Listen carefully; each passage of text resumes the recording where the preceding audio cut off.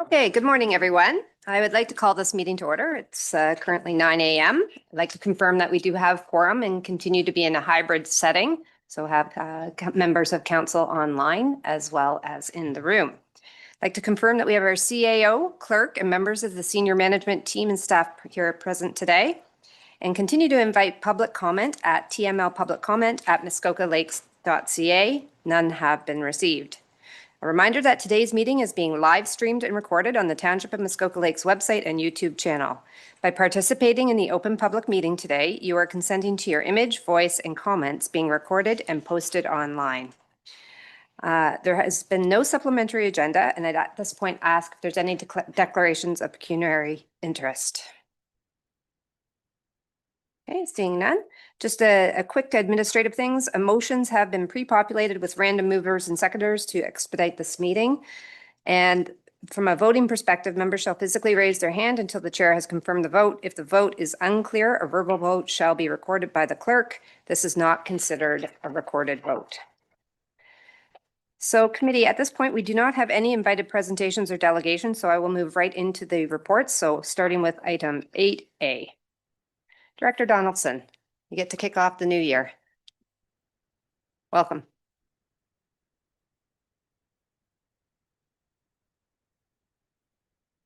Morning, Chair and Committee. So the report presented in the agenda relates to a grant application that we made several years ago now. It was a joint proposal with the Town of Huntsville under the Modernization program. It was for introducing electronic delivery of our tax bills to residents. The project aligns with our information technology strategic plan that was passed several years ago as well, which had a goal of improving the resident experience and modernizing how we deliver services. So this initiative, again, was aimed at achieving savings through automating and not printing our bills, but sending through email. The project ultimately achieved its intended outcomes. The path to completion was significantly longer and much more complex than originally planned. Shortly after the work began in 2022, the vendor began to experience staffing shortages and technical challenges, which caused repeated delays in our progress. One of the most critical things we encountered through this project was that some of the security of the application itself had some serious vulnerabilities in it. The Town of Huntsville and ourselves undertook to do a testing on that. The vendor did not wish to undertake that work, so we paid for it ourselves and provided the results to the vendor and asked them to remedy the most critical items on that outcome, which they did. So we're comfortable that security issues have been resolved. Over the past number of years, we've done several corrective fixes. There's been a number of patches having to be deployed by the vendor, rebuilding the system. Again, it was much more difficult than I believed it was going to be when we started out. But our project consultant that we hired at the beginning of this project, because these projects often don't see great success when they're managed off the side of your desk. So we had someone committed to doing that. So our project consultant and our IT managed service provider invested considerable time keeping this project on the rails and keeping it going. And in December, we finally did successfully pass our testing phase. So we are now ready to go live with the program. So the reason, in addition to updating you on this project, there will be some inserts in the interim tax bills when they go out next month to let people know that this is coming, that this option will be available to them. With instructions, and we'll also add some things to the website that will help to create awareness of people's ability to enroll. So it's totally voluntary. If people continue to want to receive their bills by paper, by mail, that will continue to be the default. But if they choose to enroll, then they can receive them electronically by email. I think the plan at this point is for the current year, if people enroll, we'll do both. So we're kind of still in a beta testing phase. We'll make sure that people get their electronic copies, but we'll continue to mail them for 2026. And then in 2027, if you enroll for electronic delivery, then that's all you'll get is an electronic bill. Of course, you can always request a paper bill from the township if it's needed for other purposes. And overall, the project came in within budget. The scope was much narrower than what we had originally proposed. So we're within the budget that was allocated in 2022. And we're confident that the system is stable and secure and ready to move forward with this benefit for residents. So we also had we've been working on some communications products. So we just wanted to kind of give you a bit of a taste of what we're going to be putting up on the website.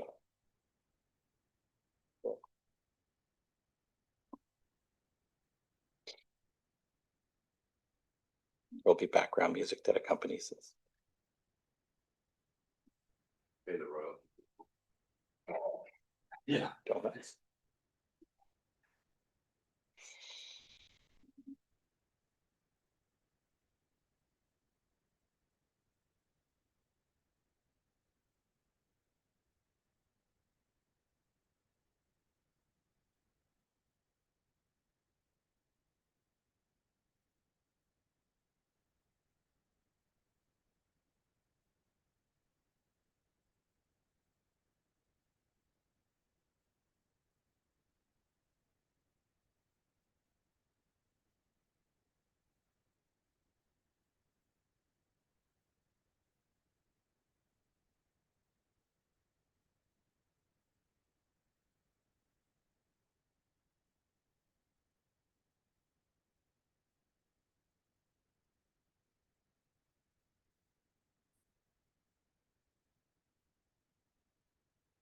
So hopefully we're trying to make it as easy a process as possible. There will be documentation as well. So it's not all just based on a bit of a how-to video, but there'll be documents as well for those who are already on our online tax service, which really only allows you to view your tax account. It doesn't allow you to do really anything other than that, and pay if you wanted to pay by credit card.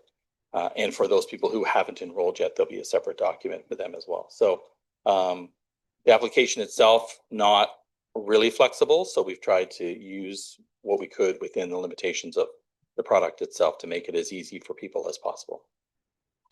Thank you very much. Committee, there is no resolution, so any questions or comments? Mayor Kelly and then Councillor Roberts and Councillor Bosenworth. Thank you very much, and through you, Madam Chair. Great job. Thank you very much. Thanks for sticking to it over that long haul. I have two questions. Security is the biggest issue that I see, and it's both a security from outside attack and also from kind of an abuse of the list of email addresses. So I'm really pleased you're comfortable that both external attack and internal abuse were covered off when we did the security side. And I'll just ask the second question and I won't have to come back to me. Are we allowed to discriminate? I realize we don't want to do it this year maybe, but ultimately when this becomes tested and proven, are we allowed to discriminate and add a service charge, for instance, to somebody who insists on paper copies as opposed to using e-billing, or do we have to treat both equally? Through you, Chair. So I wouldn't think we would have the ability to penalize those who wouldn't enroll for email. I think it's our responsibility to deliver the tax bill. So I guess it would be to the choice of the taxpayer how they want that received. Okay, thank you. Councillor Roberts. Well, thank you very much, and especially thank you to their communications team I'm sure they had their fingers all over this package that you often hear me say that my mother could understand. She just would need a computer. So thanks, that's great. The question I have is for our clerk, and the question is that we have a goal sometime to establish a database of email addresses for property owners.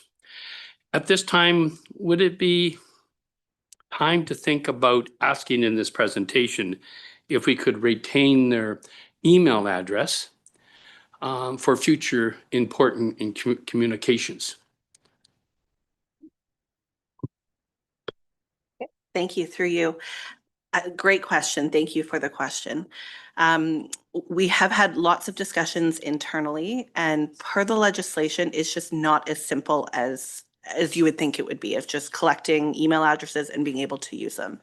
So the legislation clearly states that we can only collect email address or any type of information for a specific purpose, and then we can only use it for that purpose. So it's tough for municipalities because we offer so many different services under one umbrella. So when people think of the township, they think of the entire township, but really we offer so many different services under that umbrella.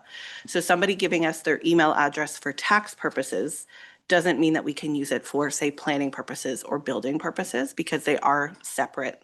They are separate services. So we're looking at how we can address that.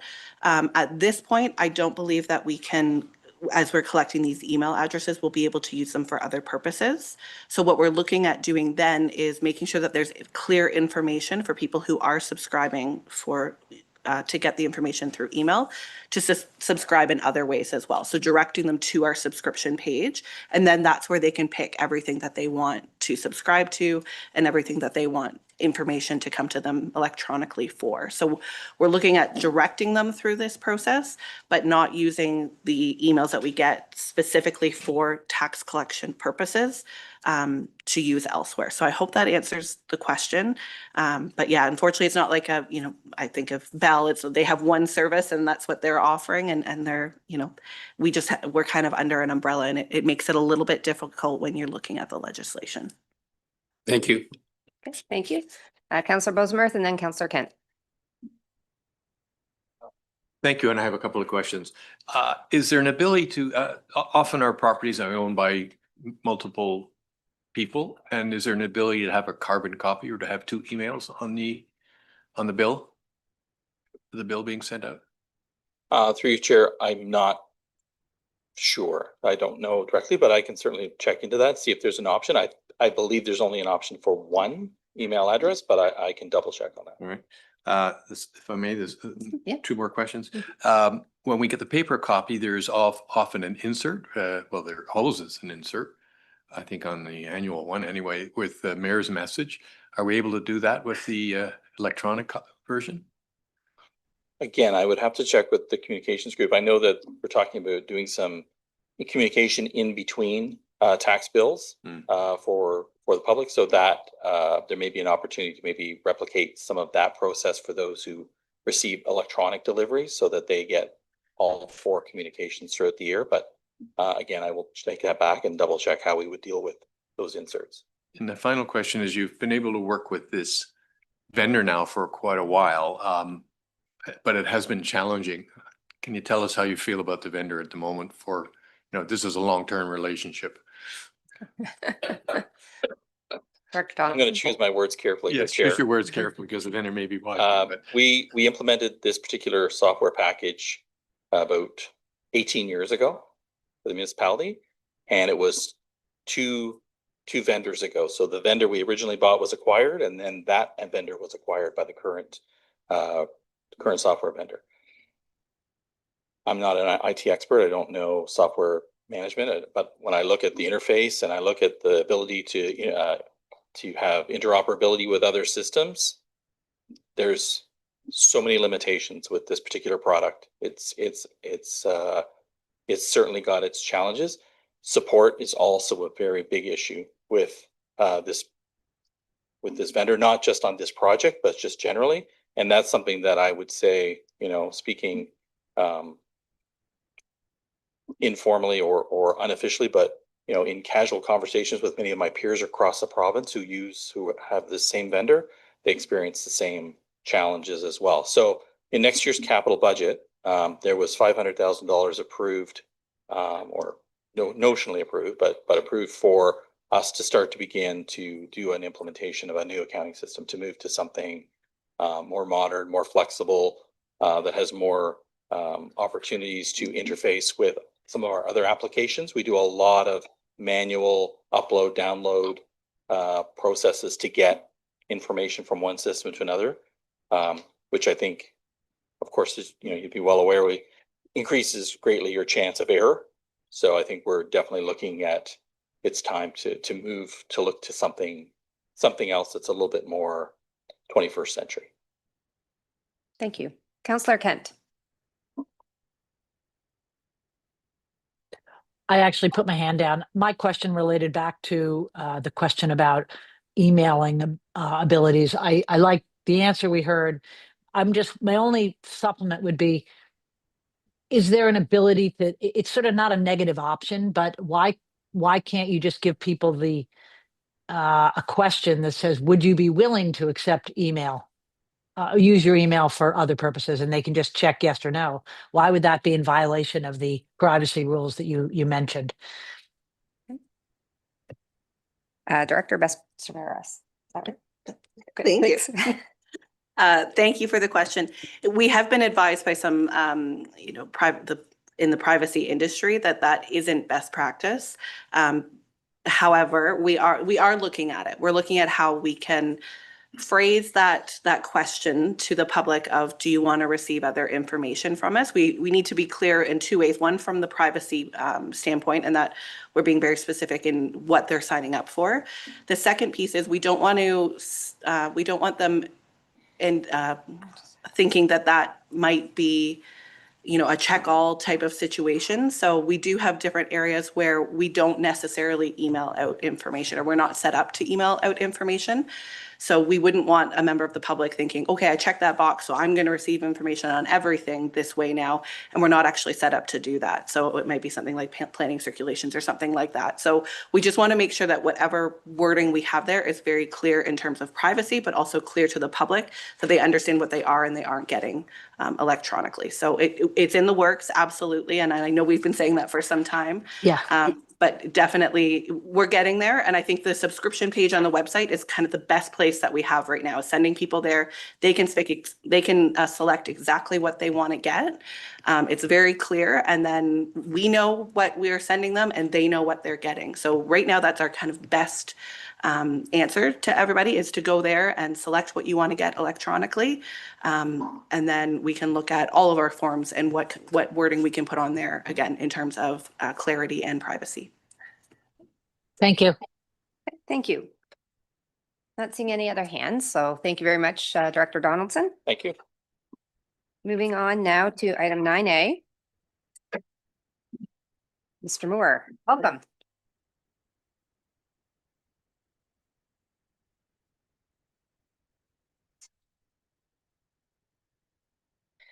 Thank you, Chair, and good morning, committee. Today's report provides some highlights of some upgrades to the bar area at the Peninsula Recreation Center. The Hall Board in Penrec has long had some remaining funds left over in trust with the township from some previous renovations they got approval to complete back prior to COVID. Over the past 6 months, they've been working with township staff and had a desire to use those remaining funds to upgrade the bar area and make it more usable for the hall. The proposed project, as it was underway, unfortunately, we quickly learned that there was some miscommunication between the parties and requirements from the township to help support the project. As such, we're here today seeking support to fund the remaining funds of that project itself. Of course, it's not the typical ideal process we look for when handling these requests, and it has been made known to the Hall Board and has been a learning experience for us all.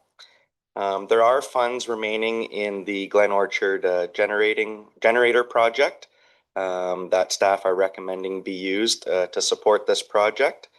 And also the Hall Board is seeking request for the township to release those funds that they currently have in trust. The project itself, photos of before and after are included in Appendix 2. Everything turned out well and it looks really good and everybody's happy with it. Obviously, we just need to firm up this final piece. So staff are available for any questions, Chair. Okay, thank you very much. So committee, I do have a resolution, but I am going to ask first if there are any questions. Councillor Roberts. Just a quick question, Mr. Moore. Are there other hall boards that have money with the township in trust? Mr. Moore? Through you, Chair, that is a great question. I do believe there are a couple, and I might defer to Director Donaldson if he knows off the top of his head who does and who doesn't. Sorry, Chair, I don't know exactly. No, but I you do can answer believe that there question. is- I do believe there are some funds available. Okay, thank you. I will read the resolution moved by Councillor Edwards, seconded by Councillor Bosenworth. Be it resolved that the 2026 capital budget be amended to include a new project for the Peninsula Recreation Centre upgrades as outlined in report OPS-2026-002, and that $4,500 be moved from project 26201 Glen Orchard Generator to be used to create project 25250 Peninsula Recreation Centre upgrades, and that staff be authorized to release the Peninsula Recreation Centre donations and trust total of $4,880.79 to the Mr. John Newton. Are there any other questions or comments? Okay, seeing none, I'll call the question. All those in favor? Okay, that carries. Thank you. Thank you. Thanks, Mr. Moore. Moving on to 9B.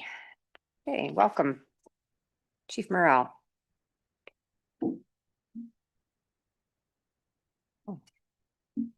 Good morning, Chair. Through you to committee, good morning and Happy New Year. Before committee is a report from the fire department as authored by myself. And in this report, this is our annual report. And I know that it might seem odd to be bringing an annual report for the first time in the 6 years that I've been here. It's actually an annual report is only a requirement if requested by the CAO or this committee. So we asked the CAO if he would like us to do a report, and he said yes. So that's why there is a report before you. Highlighted in the report, in the annual report, just on page 2, I would note that we took on 22 new members last year, which is not a small achievement. 22 new recruits to any fire services, quite a big endeavor. Also, I would highlight in the report under our operations section, we saw a 17% increase in incidents year over year. This is still under our total high number of 707 calls total, and I believe that was 3 years ago.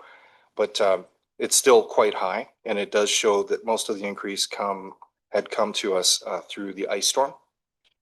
In the revenue side of the equation, because I know the committee enjoys revenue, our false alarms have hit a record high of $77,000 in revenue, and we almost doubled our fire permits last year to $42,000. So do want to highlight for committee that we do try to achieve some of the cost backs of the money that we spend. On page 6, we would like to highlight, we're really proud of our smoke alarm campaign. To date, it has given away 534 smoke alarms with the support of this committee and this council. Really, really proud of that. That's almost 1% of all the homes that we have visited that have taken a smoke alarm. So that's really good value in the community, and it's an actual investment in the community because people are on their front lawns when we get there. Also want to highlight for committee one final note. Our social media performance has grown steadily year over year on Facebook, and we do compete in this avenue with our neighbors, and we're proud to say we have the most likes of the fire services in the area. As a note of competition, and myself being one of the authors of a lot of the stuff that we do on Facebook, I'm here and willing to take all of it on the chin if you don't like what we're putting out there. But we think the tone and the way that we use Facebook is enhancing our public education in market, and we hope that you think so too. And we actually know that it has a direct benefit to our recruitment. I now stand for questions. Okay, thank you. Committee, there's no resolution. This is for information. So any questions or comments? Councillor Roberts? Maybe I'll be quiet after this, but maybe not. Well, it's great that that we're leaders again. And it's because of your leadership, I believe that we're experiencing that. There was one part of the report that it concerned me. I have basically 2 or 3 questions on the report. And the report communicates that recruitment and retention for firefighters is a growing concern throughout Canada. And Muskoka Lakes has seen a 2.5% decline since 2021. So the first question being, not thinking about Muskoka Lakes, because it seems like we're in good shape. Do you have any insight on what other small municipalities are doing to address the real concern of firefighter retention? Through you to committee. Thank you for the question, and I appreciate all your comments. On the side of recruitment, I just want to make a a few stats for committee. This will be really helpful. When you take a look at the number of people that you can pull your fire force from in a small community like a volunteer community, such as this, it's really your permanent population that you look to. So when you take your permanent population and you figure it out per 1,000 people, what you are pulling today, we are obviously pulling at a very high rate. We have 15 firefighters per 1,000 people, which is by far and away ahead of the next, the second best, which would be the Township of Georgian Bay in the district. They're at 13. So we're doing really, really well with recruitment. We have really good word of mouth. We've got a really attractive environment for people to come to. And because of our training, we train at a high level. That is a form of compensation. It's an attractant to people. So we do want to see that training continue. And most other fire services we've talked to, training is high on their priority list. And that's why they're taking in a lot of good candidates. And we do follow some of those other fire services in Ontario that do quite well with recruitment and retention. One of them notably is Niagara-on-the-Lake. We watch them quite a lot. I converse quite a bit with their fire chief as well as Wainfleet's fire chief. Anybody who gets an award, I'm calling them to say, what are you doing and how are you doing it? In the avenues of retention, we thank this body for its support. It continues to support our budgets.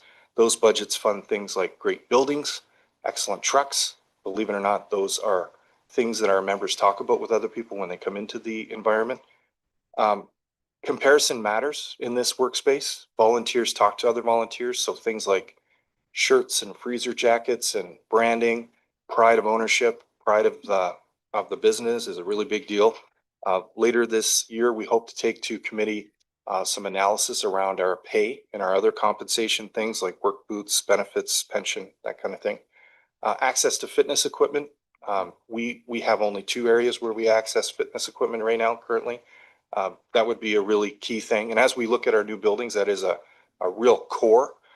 Fitness isn't just for the obvious physical things that we do as firefighters. It's also to keep our mental health in line. There's a lot of new evidence that proves that if you're working out on a regular basis, you will be less likely to have mental illness. And if you find there's more camaraderie in that environment, there's a whole new kind of firefighter that's coming to us nowadays. They're very healthy. Volunteer tax credits. So when you hear that other levels of government are giving out tax credits, support it, whether it be through, I think you guys are going to Roma next week. Mm-hmm. When you hear those tax credits are coming for emergency services personnel that are volunteers, please support it. It did double a couple of years ago. It went to 3,000 or 6,000 from 3,000. And data. We're finding now committees and councils everywhere across Ontario are making better decisions when they get better data. And in order for us to get better data, we'll be coming back to this body a little later on this year with better software packages that allow us to gather that data quicker so we can make better decisions. That's the recruitment and retention environment across Canada. I would like to say that we're doing exceptionally well for what I'm hearing in the markets. The next pieces of data that council and committee will hear are response times and how many people are on the truck and can we do the things we think we can do with those people, just to make sure that this committee and this body is well informed. After we gather that data, it's also important that the decision-making follow, or at least this body understands the decision that they've made, because I think that's important.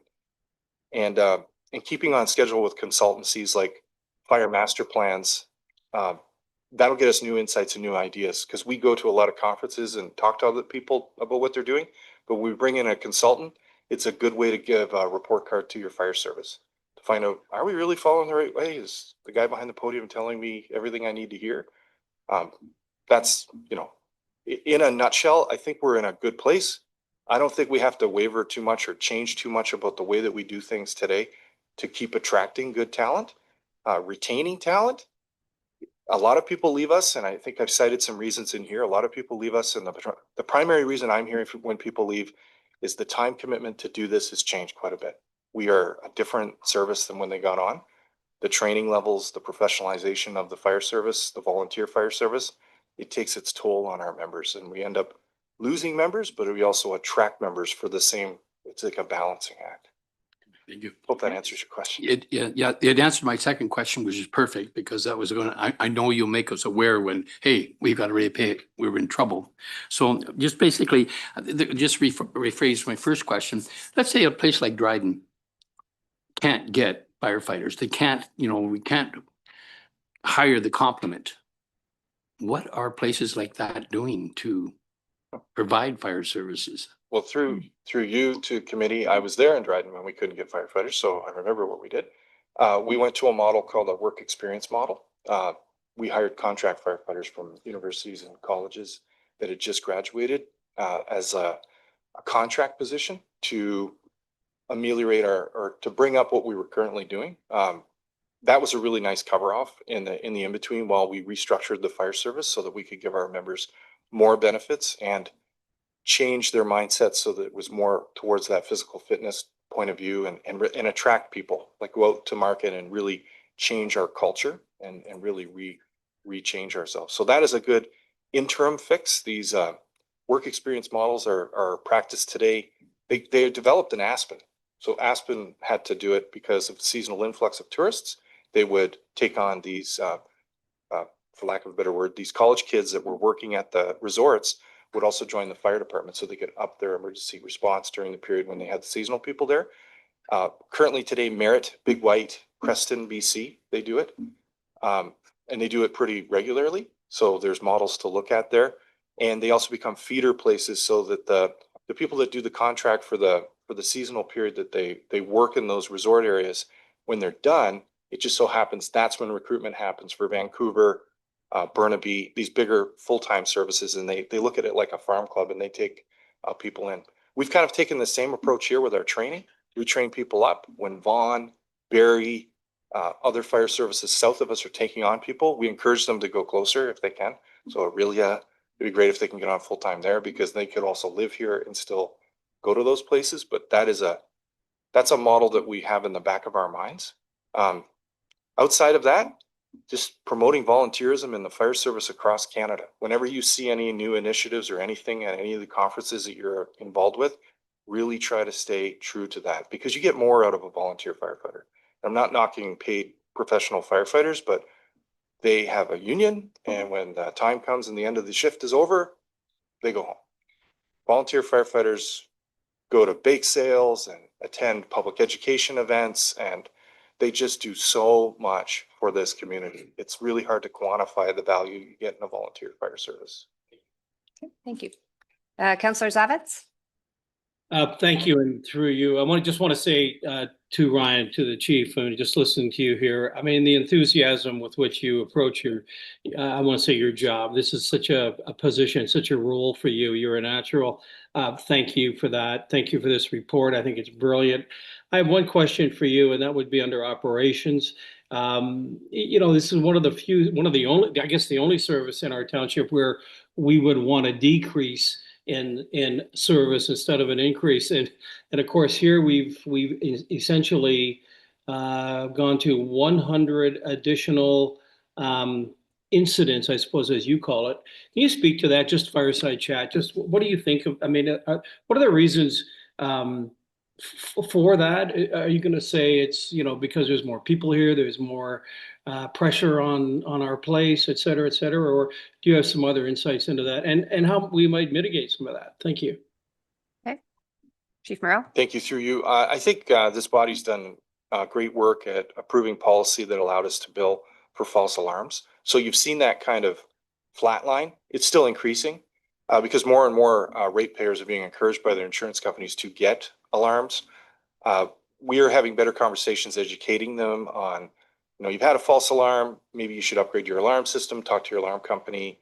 So that's been better. We do see obviously a lot of revenue out of the false alarm line item. We go and attend every false alarm, and prior to me getting here, we used to get canceled by dispatch or people at site. That's not safe from a liability point of view. We have actually gone through some litigation over that, so we don't want to go down that road. Most other communities, the fire department attends. So as it relates to false alarms, we're doing our best in that avenue. So thank you for following staff's advice there. In terms of motor vehicle collisions, we are seeing more motor vehicle collisions. Luckily, people have better vehicles nowadays, and they're not getting as injured as they used to. And we're not having to extricate people as often.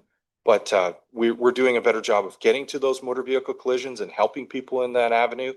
We do have a cost recovery mechanism in that space. Those the 100 calls that you saw last year, really 90 of those calls were more public hazard calls that related to the ice storm. And that was your trees down, your lines on hydro lines around here. So again, this committee could support more initiatives with Hydro One, encouraging them to clear back the lines. That would take a lot of that public hazard, that other avenue. It would eliminate itself. Our interactions with our medical friends have been great.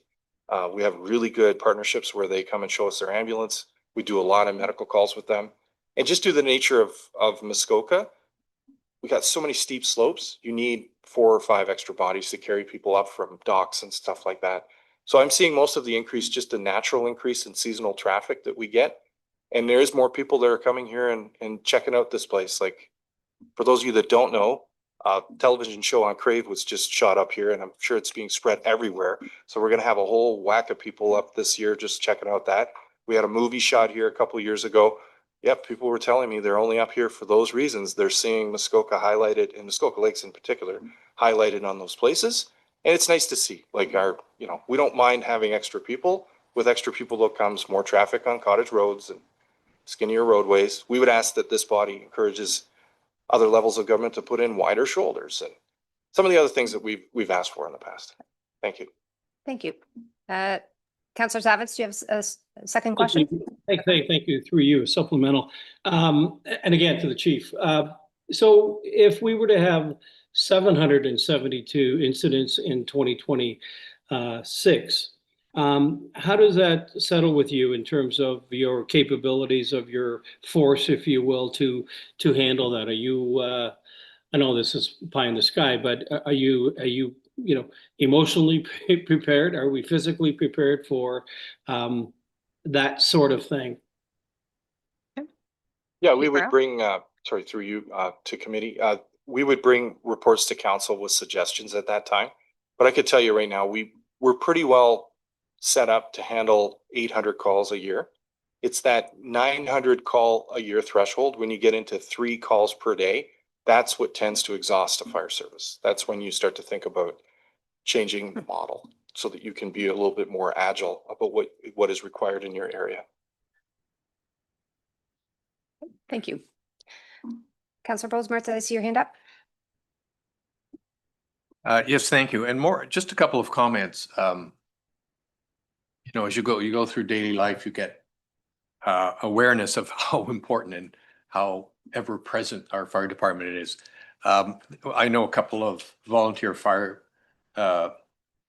people, firefighters, and a comment came to me. I think we moved some training budget into the next year, and one of the firefighters was quite disappointed because he was looking forward to the training.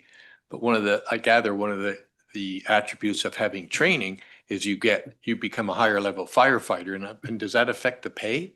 Anyway, he was disappointed. He was looking forward to this training, and I hadn't linked training to retention, and he was clearly disappointed.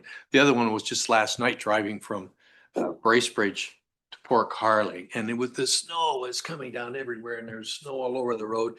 Who goes by one of our fire trucks? And I thought, it's 5:30, 5:15 on a Tuesday night, and a few of our volunteers are in that truck driving down. Don't know what they're going to, but that's it just makes you realize what a commitment it is. Thank you. Mayor Kelly? Thank you, and through you, just a quick observation. In every part of the life that I've had in the past working with people, somebody you retain is worth about 3 times somebody you recruit. And you've done a remarkable job of maintaining recruitment. And I'd like to think we're doing this, putting the same effort into understanding retirement. I mean, everybody understands retirement based on age or experience or a move to a new location. But do we really understand, and I see why in here, and I see the efforts to try to reverse it. But to me, sometimes this comes down to almost a leadership issue, and not at your level, but at the level of a local captain. Are we doing appropriate training for leadership? Retention to me deserves every bit as much attention as recruitment, perhaps more. We've got a big investment in every every one of these firefighters who decides to depart. And I would love to make sure we're doing everything we can to anticipate departure and to react to departure and to see if there's a way to keep people on board, whether it's, we have periodic service awards. Maybe we should celebrate every 6 months because it's a fantastic undertaking to survive and thrive that long in this environment. But I think I would love to know that we're doing everything we can to understand local leadership at the local captain level, some sort of social engagement with families of firefighters. I'm going to guess that a lot of these firefighters make decisions largely based on pressures from home. Don't want to see you going out the door into a snowstorm to put your life at risk. So I applaud tremendously. I just don't like to see the churn. The measure should never be, are we recruiting as many as we're losing? The measure should be, how many fewer people did we lose this year? And then we can keep recruiting and we can actually grow as an incident level grows. So just an observation or a thought. Thank you. Chief Morrell, did you want to? Yeah, through you, just to highlight both of those points. First, I'll take the training piece. I'm glad that the committee has noticed that training is a compensation piece. It is, and it's bigger than you think, because even if you're a full-time member in Markham and you're coming back here and you're getting courses here, that in Markham as a full-time unionized member, you would have to wait for other people ahead of you on the union poll to take that course before it would be offered to you. So even us keeping double hatters is a real value to have that training, because they'll stay with us just for that training. So I just want to explain that piece. Training is only offered and afforded through fire departments. So you have to be a fire department member. So it's just kind of, it's a great attractant. And we know this with young people on the way in. We try to lock them in. You're going to get places, and stick with us for 7 years, kid. Now, on the retention piece, I absolutely, when I was at another corporate company, we were all about retaining people. We invested more money in that than we did in recruitment, and I totally understand where that goes. I think the real obstacle there, and we used to call it Courtney's money when I would get paid at the end of the year when I was a volunteer. It was not my money, it was my wife's money. That was a way to pay her off for all the calls that I left and all the birthday parties that I left on and all the things that I left from. It barely works nowadays. You're absolutely right. The dual income family, the time pressures on people, we know now it's about a 5-year life. It's not a 7 to 8 year life for a firefighter. That said, we are hearing our people loud and clear, and our older firefighters that have been with us are grandfathered often through a lot of courses and coursework. We are working very hard. We understand the 2 reasons people leave American firefighters. There's a product out right now from the National Volunteer Fire Council in the United States, and it says the 2 reasons people leave is 1, leadership at the floor level. I didn't feel like I was being treated right. There was too many clicks. To avoid that, we try to integrate the teams together, allow people to join multiple stations, and buy them all like sweaters, so they don't feel like, over here I get a better sweater, I get a leather jacket. So it's all one team kind of thing. We also have worked really hard on our captain level to send them out to training so they can hear from other people, not just this guy, that this is how we do things. And they come back and they're really proud of what we built, and they continue to spread it amongst the team. So we're glad that you guys support that. And then you said recognition. Recognition has been noticed in the United States that it's a main reason why people leave, because they leave before that first. In Ontario, our first level of recognition is at the 20-year mark. So we have instituted a 5-year pin and a 10-year pin, but maybe we need to do more. Around us, our comparators, some of the municipalities around us, like Gravenhurst, they give away money at those thresholds, like just dollar amounts, just to keep people there. That's an option. Another option is something that goes on their wall. I've seen them make nice plaques now, or engraved axes, that kind of thing. Something they get to keep, something that's them, so they remember their time serving the community. And having the groups of people in this room come to the barbecue. We have a recruit barbecue that we've instituted now in June. All of our members go to support those new recruits, because bringing in new recruits, as much as it's kind of, I hear what you're saying about the recruit retaining thing, it invigorates our older members. They want to be involved, and they come back in the fire service. Having counselors there and speak, even if you each one say something, I'm your counselor for this ward, I look forward to getting to know you. We think that really goes a long way. Our people really mention that when they interact with our counselors and they have great moments. We think that shows a lot of support to those people that do get up at 2 a.m. and do those things that you want done. Thank you. Councillor Burry and then Councillor Edwards. Thank you, through you, and not wanting to do your job, but one thing that might work is a patch on bunker gear that says 10 years. Because often, you know, a big part of the job with firefighters, at least in my experience, is they're doing public relations. When they come down your road, there's 4 or 5 trucks, they're putting out a small fire of something that somebody shouldn't have been doing. And 3 or 4 of the guys, typically the senior ones, are talking with residents, and having a 10-year pin, I think gives our community a real understanding of, you know, this is someone that I like. They've got a lot of experience. I can trust them. I think it just, you know, maybe you want to look at that, and for the, you know, the cost of getting some embroidered years, 5, 10, 15, 20, and I mean, we're going to have to get some 25-year stuff. We've got lots of longevity. So, I mean, I commend you for what you're doing. I'm, you know, with Councillor Zavitz, the report's excellent, good work. And I think what Councillor Zavitz was talking about is it's great to have you there, but we just like it if we don't use you as much. I think that's what Councillor Zavitz was trying to say. Councillor Edwards. Yes, thank you. Through the chair, Councillor Bosworth mentioned something, and it intrigued me. The $100,000 that we took out of training, would we be better to look in the future of putting that back in so we can get people, get them the better, and that, like, sometimes you have to spend a little bit to get things a little bit better. What are your thoughts on that? Yeah, absolutely. We obviously, when we bring a budget to council, we've well considered it within our department. I think the direction was that this body wanted to maintain a % increase on the ratepayer that was at a set level. We came to the decision that was an amount that we could swallow at the end of the day, pardon the term, because we found that the OFM hadn't created enough curriculi in that space. So we had to rejig some things around. Despite what the one member is saying, we are going to be offering all the courses for this year. And second comment for the committee as well is, you don't get paid more if you have more training. You do, how do I put this? You've gone over another hurdle, so you're closer to another level. So you could become a captain if you have training behind you. You could become a training officer if you have a certain amount of training behind you.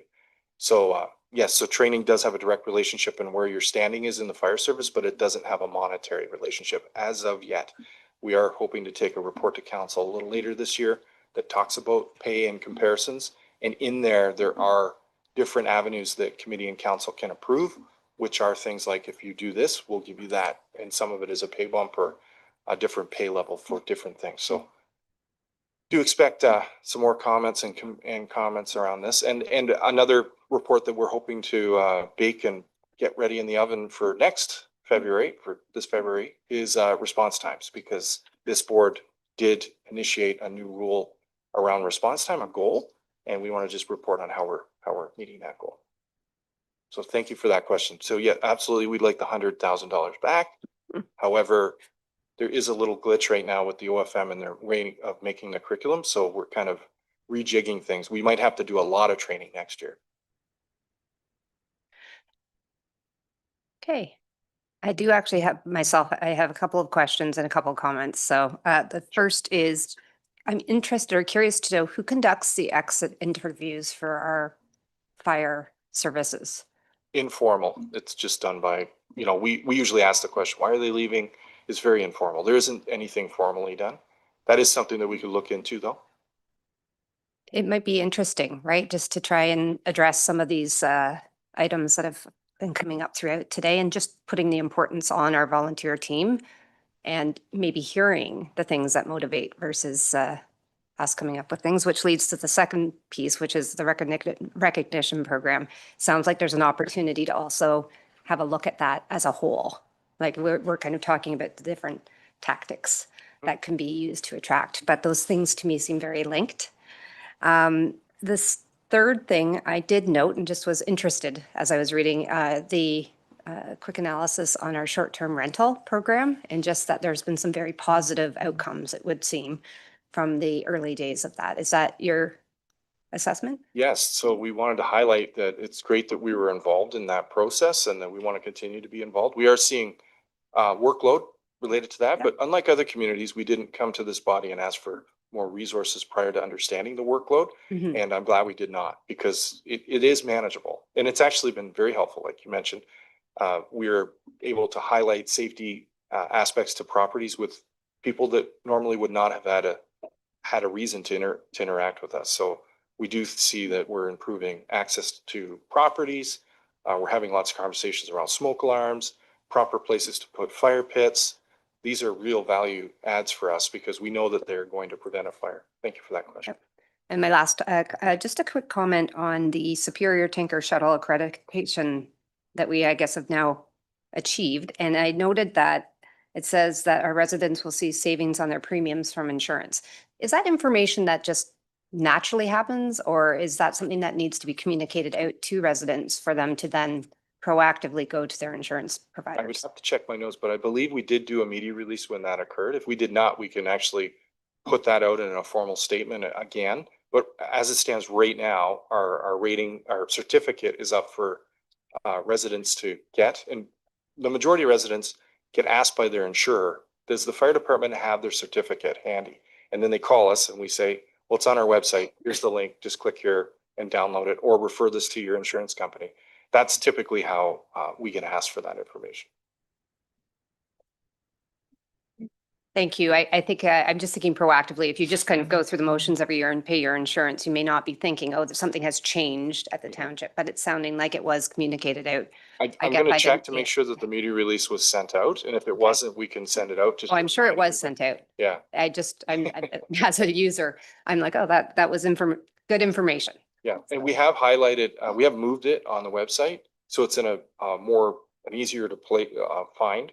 It's in one of the drop downs now, so it's not, it was actually quite hidden where it was before. Okay. But yeah, that's typically how we get asked that question. If you have interested ratepayers in your areas, please highlight for them that we have achieved our tanker shuttle testing, and it is renewed for the next 5 years. Thank you. Okay, Mayor Kelly. All right, thank you. And through you, just something that occurred to me. I don't see it in the report but I'm assuming since we're still running 3 or 4 people fewer year over year, and we're recruiting 22, 23, 24, we're losing 24, 25, or 26. Correct. So retention is such a nebulous sort of concept. It's big and every single person in the organization. If we could just figure a way to get everybody who wanted to retire this year to stay 1 more year, it pushed the whole thing out.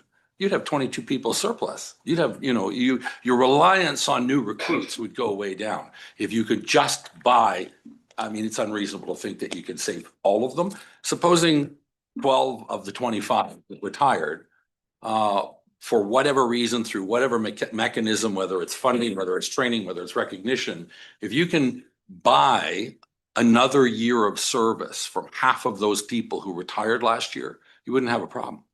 And you'd have much lower reliance on new recruits and accelerated training to get them up to speed and get them rolling. So it doesn't have to be ground changing. It can literally be done almost, in a tactical mode while you put the strategy together. That's all. Thank you. One thing I would highlight, because it doesn't quite show it. If you look at that graph where it's up and down, it's chart number 1. What you'll see there is the blue line is our total amount of firefighters.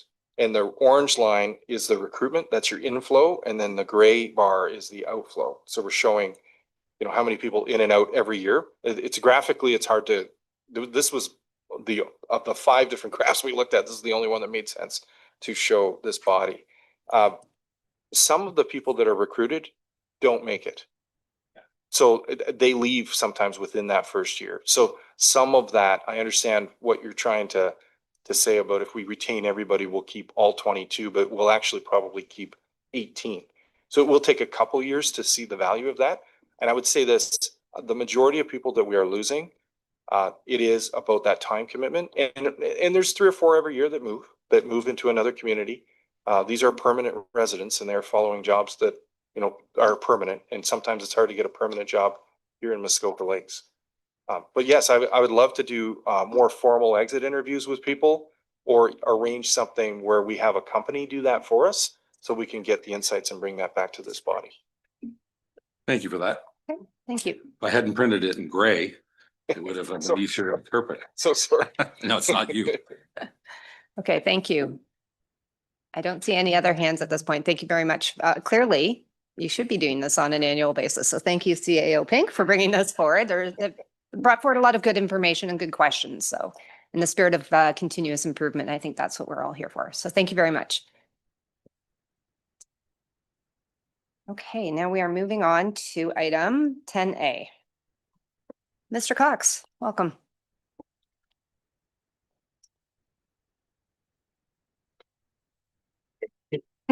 Morning, Madam Chair, members of the committee. So my first report this morning relates to the Memorandum of Understanding for Venture Muskoka. As committee will recall, Venture Muskoka is a economic development initiative which enables all of the municipalities in Muskoka to collaborate on any economic development projects which are regional in nature or are mutually beneficial to the member communities. As outlined in my report, there's been some revisions to the MOU since committee last considered it as a result of the review process that's been going on in other member municipalities simultaneously, most notably including the addition of the District of Muskoka as a 7th member to the partnership. The full details of the updated MOU can be found in my report, and I'd be happy to answer any questions committee may have on it. Thank you. Thank you very much. Committee, I do have a resolution, but I'll ask questions first. Any questions? Okay, seeing none. Moved by Councillor McIntyre, seconded by Councillor Burry, whereas committee passed resolution GFC-9-100925, authorizing the mayor and clerk to sign the Venture Muskoka Memorandum of Understanding as presented. And whereas the resolution was pulled at the October council meeting and postponed due to anticipated additional updates, now therefore be it resolved that the mayor and clerk be authorized to sign the revised Venture Muskoka Memorandum of Understanding attached as Appendix 1 to Report DSES-2026-001, and further that the Director of Development Services and Environmental Sustainability be delegated authority to approve minor housekeeping amendments to the Venture Muskoka MOU during the term of the agreement. So are there any other questions or comments at this point, committee? Okay, seeing none, I'll call the question. All those in favor? That carries. Thank you very much, Mr. Cox. I believe you're up again. Yes. Okay, so over to you. Thank you, Madam Chair. So my second report this morning proposes updates to our municipal grants policy. As outlined in the report, staff are proposing a series of policy changes to both strengthen the municipal grants program as it exists right now, and also ensure that the program remains aligned with township priorities. Major changes include a proposed new grant stream to support established recurring community events, a new staff review process for operating grant requests, and some additional clarifications regarding eligible services under the operating grant program. The full redlined policy can be found in Appendix 1 of the report, and I'd be happy to answer any questions committee may have. Thank you. Okay, thank you very much. Committee questions. I do have a resolution as well. So questions first. Councillor Zavitz. Thank you, and through you to James. Great report, of course. I guess my question would be very specifically on the Ballot Cranberry, although you do refer to it below Table 1, looking at approved operating grants, and you reference that Ballot Cranberry Township foregone revenue of $7,000. I'm just wondering why you wouldn't have included that in the matrix. I mean, it seemed, and I'm going to be asking this question on the next item from you as well. It just seems like I had to do a lot of work to keep reading about the Ballot Cranberry Festival, and I'm wondering why it doesn't have the same profile as some of the others. That's all. So that's my question. Thank you. Okay, thank you. Mr. Cox.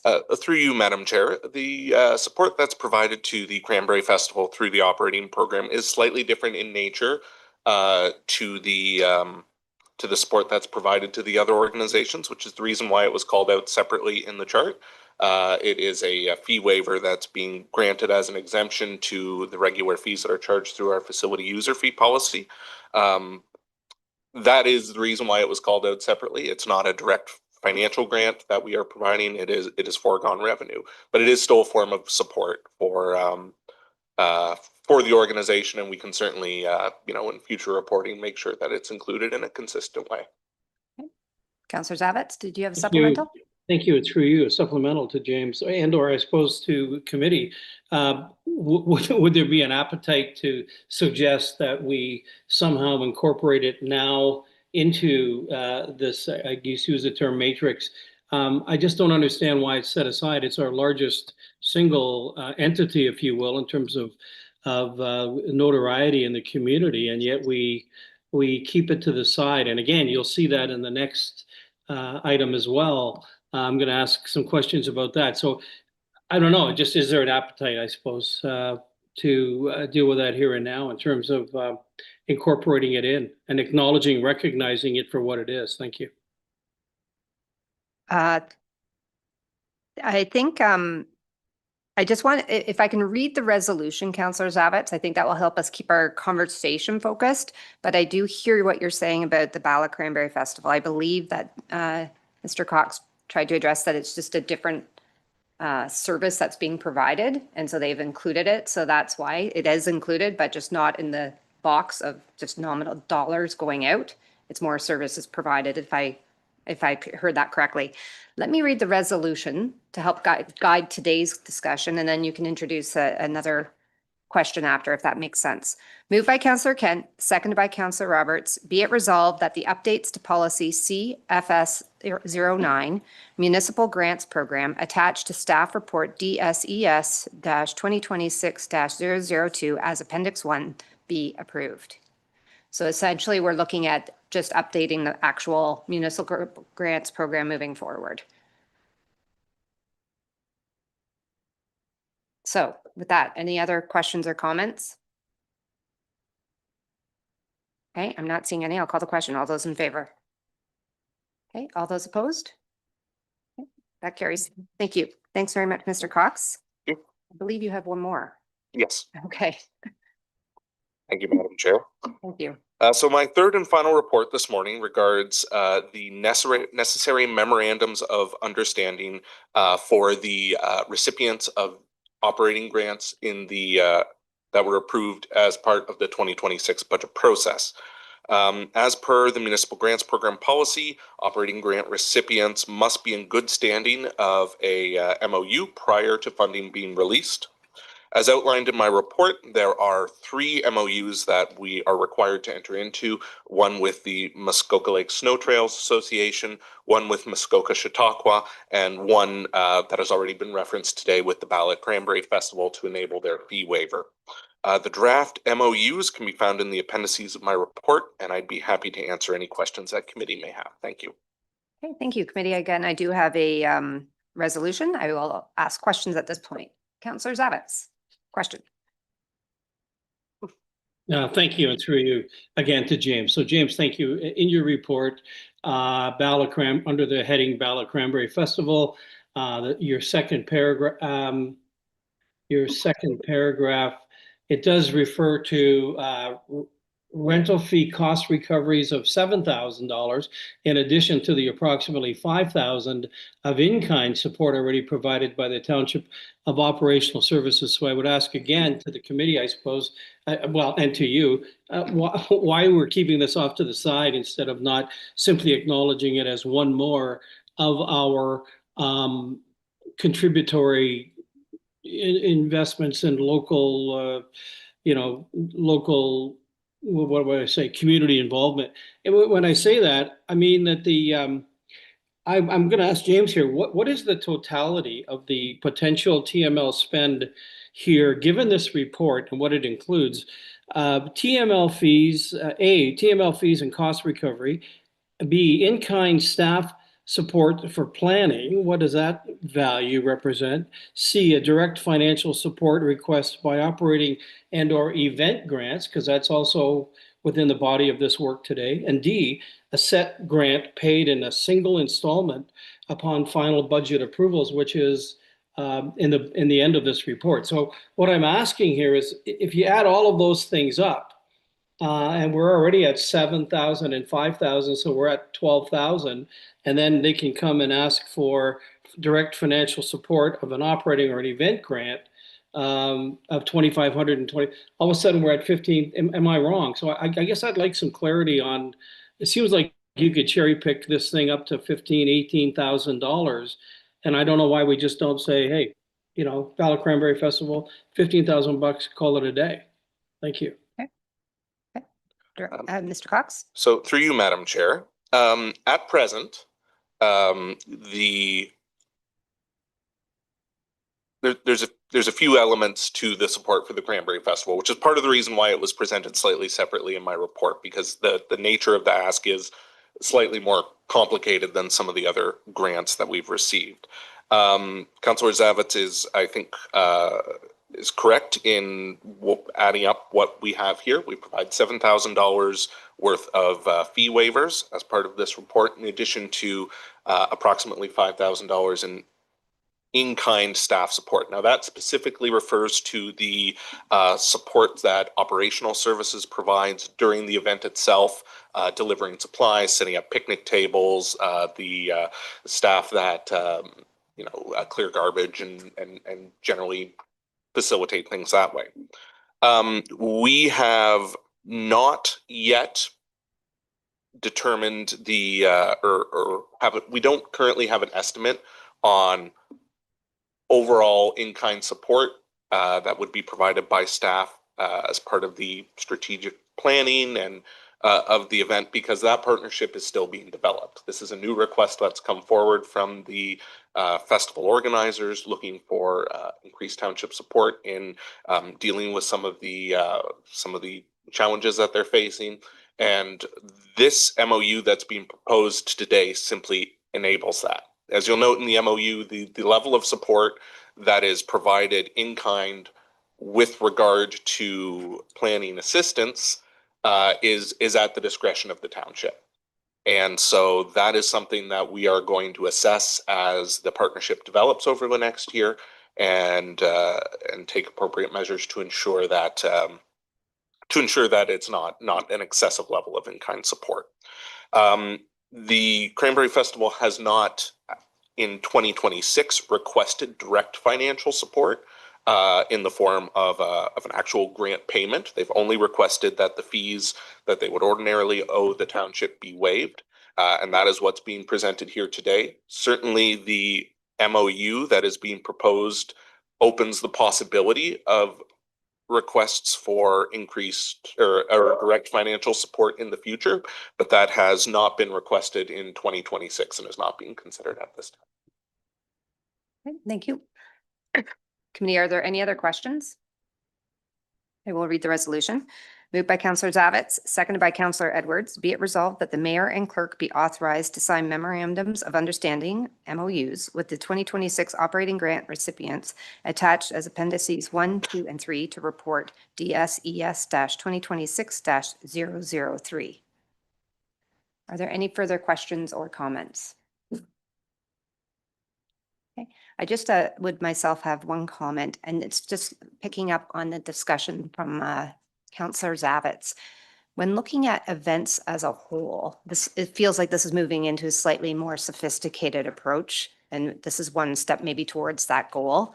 That today we have an anchor event called the Ballard Cranberry Festival, and it would seem to have opportunity in 3 different ways to get support from the township. There's the fee waivers, the in-kind staff support, and potential of an event grant. And for a consistency standpoint, would that then apply to any event at some point over time that each would have equal access? So to me, it almost feels like just looking at any kind of event and what is the criteria or what is the trigger, I would say, that would allow for these different buckets. So I know that you're going through your economic development strategy. Maybe that's one of those things to put as note. We all know that events run by volunteers are of huge value to the community. And so just maybe having a more sophisticated approach to that over the time. I think that might help some of the questions that I'm hearing from Councillor Zabitz as well. That's just my interpretation. Okay, so I've read the resolution. Are there any other questions or comments? Seeing none, all those in favor? Okay, that carries. Thank you very much. Thank you.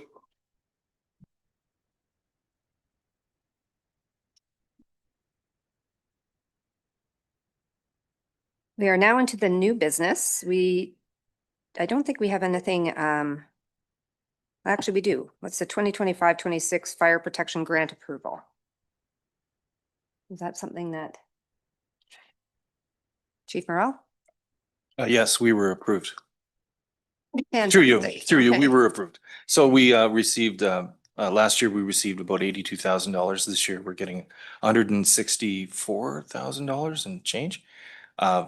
The projects that we've asked for are already contained within the capital plan as per our grant policy. And we will be, fast tracking and purchasing those items. So there'll be 2 new extractors that will come to, those are washers specific to bunker gear, as well as our second set of bunker gear program will be accelerating that. So we receive funding and it does help offset our future purchases in our capital plan. Excellent, thank you. And I think that number is significant, 164,000. Those are things you can say more clearly and loudly. That's a good news story. Okay, district updates. Are there any updates from our district councilors or any questions? Maybe I'll start with from committee. I'm not seeing any questions from committee. District councilors, do you have anything that you wanted to provide an update on at this point? No? No? Okay. Community events. Are there any community events that we want to talk about? Okay, it's January. That's what I just heard. Okay. Winterfest. Okay. Winterfest. Okay. Winterfest. Winterfest is the weekend that has the 20th of February in it. I think there's a little bit going on Friday night. Most of the activity is on Saturday. And Sunday, there's a breakfast, as I recall. It's all fundraising. It's all put on by the Lions Club, and it involves closing the road, Bailey Street. And it's actually a lot of fun, and it's well done. Thank you. Councillor Burry. Well, thank you. Maybe I'll just call out the Muskoka Lakes Museum will be part of the celebration, and we'll be having a snow stakes, both a demonstration and a little bit of a competition with some nifty little prizes. But if you've never done snow stakes, it's very fun throwing a stick down a trough as far as you can. Wow. It's remarkable, and we've done it in the very, very cold weather, and we've done it in the not so cold weather. The stick doesn't go as far when it's minus 30.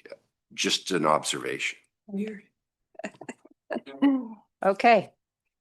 I don't know what to say with all that. So I think thank you. Fun. It's fun. Thank you. I look forward to that. Are there any other community events? No, seeing none, I will I'll do our final resolution. Moved by Councillor Burry, seconded by Councillor McIntyre. Be it resolved that this meeting adjourn at 10:14 a.m.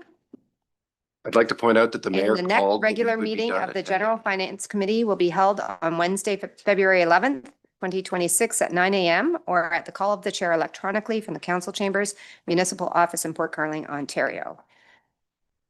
All those in favor? Thank you. That does carry. Committee, I would like to say thank you. I felt like we had some really good discussion this morning on some reports that we often, we see come across our desk, but given the time and the opportunity today, some really great thoughtful questions. So, and thank you to staff that brought those forward. First report